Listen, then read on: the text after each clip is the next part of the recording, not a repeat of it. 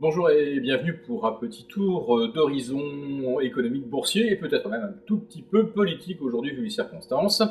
Nous allons quand même commencer par le fil rouge des 5 ou 6 dernières séances, à savoir les espoirs de quantitative easing à l'européenne. La BCE va-t-elle se mettre à racheter des créances bancaires plus ciblées sur le crédit aux entreprises? En fait, peu importe ce qui compte, c'est que la BCE fasse un QE au nom de la lutte contre la déflation, parce que si jamais la BCE injecte, ça va naturellement faire baisser l'euro et monter l'inflation.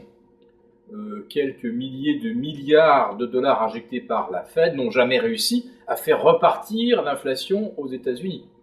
Au Japon, non plus d'ailleurs, il faut rajouter une hausse de TVA de 3% pour arriver à faire remonter les prix.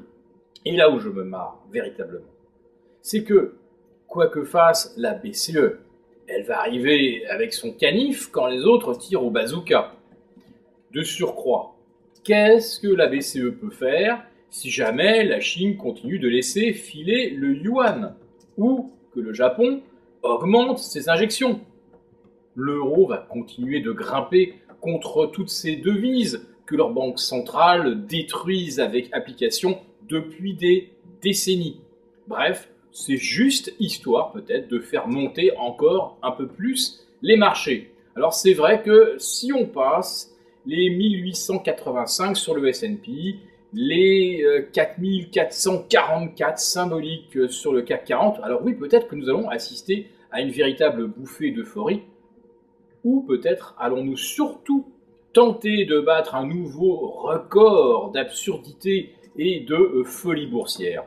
Car, à l'instant où je vous parle, les achats à crédit de titres aux États-Unis battent tous les records historiques. On est au-delà des 135 milliards de mars 2000. Nous sommes actuellement à 185 milliards. Et je n'en parle pas très au-delà des 78 milliards de titres achetés à crédit en 2007, au sommet de la bulle.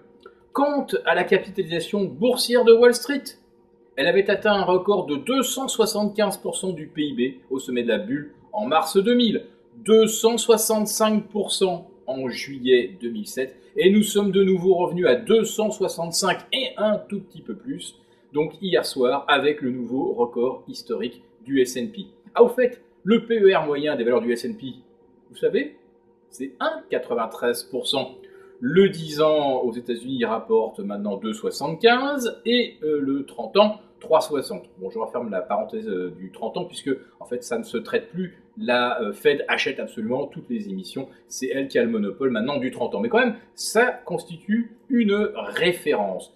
Donc, si l'on accepte le fait que l'argent reste gratuit à très court terme, si on se dit qu'on se place sur du moyen ou du long terme quand on achète des actions, à ce moment-là, le rendement du S&P de 1,93 ou du Nasdaq de 1,60 est 100 points en dessous du rendement des T-bonds, à parité avec le Bund allemand, et environ 40 à 50 points en dessous du rendement des OAT. Alors quoi? Les actions ne sont pas chères? C'est bien sûr. Et si la BCE injecte, ça va faire baisser l'euro? En est-on bien sûr? Une chose en tout cas est évidente, c'est que demain, jeudi, aux alentours de 14h30, on saura si les marchés veulent s'offrir une nouvelle fête ou si au contraire on s'en va vers une phase gueule de bois.